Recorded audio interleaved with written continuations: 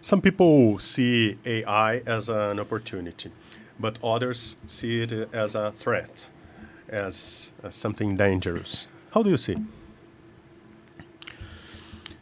So, when we look at history of innovation, in particular digital innovation, then you might say, oh, wait a minute, everything has been used for good things and for bad things, right? Because if you look at innovation, in many cases, it will come from misused, right? So the first heavy users of the internet were gambling, porn, drug dealers, and so forth. So obviously, bad things happen as well.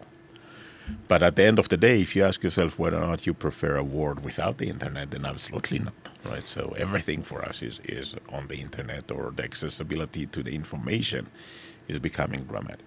We are likely to see the same with AI. We will see some of the use cases that we don't like, but by and large, it's going to increase productivity. Mm-hmm. Yeah, and you said the car industry, as we know, will die. How do you think AI will be able to help urban mobility? Autonomous cars is about AI, right? Yeah. It's not language-based AI; it's vision-based AI. And we are seeing these efforts for the last decade, and it's still not there yet. Occasionally, things takes longer. But when you realize that the value proposition is dramatic, so, it can save you an hour a day or maybe 2 hours a day. And that's quite a lot of significant time.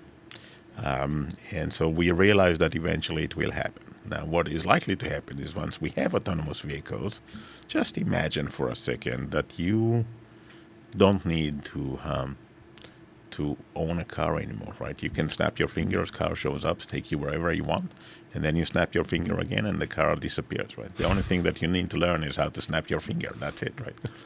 If this is the case, you are not going to own a car. And so the result is that the number of cars sold is going to be way lower. The number of kilometers driven is going to be way higher because it's affordable. The challenge is that it might mean more traffic jams. But for a second, I would say, if you think about the car industry, if you don't change your model from selling cars to selling kilometers, you will die.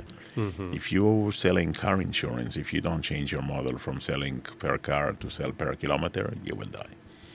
If you are having driving school, you will die anyhow. Next generation, they will not drive. The generation after that, if we will tell them that we used to drive cars ourselves, they will not believe us. Now, it seems odd, right? You cannot even imagine that. But when I was at elementary school, one day I asked my dad to drive me to school. And that was like 400 meters away, right? Not really far away. And I was walking to school every day, right? And he said, walk. Mm-hmm. And I tried to argue, and he told me, when I was your age, I rode a donkey to school, and I did not believe him.